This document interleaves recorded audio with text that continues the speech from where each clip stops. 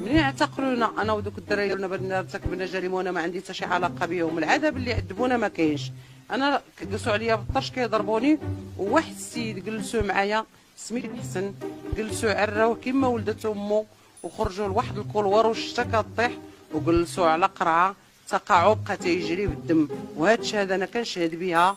وهبط لسيدي سعيد للحبس، وفي الحبس بقى تيداويه الطبيب ديال الحبس، وما قدرش مسكين قدام الدراري باش يفوح بهذه الحقيقه هذه.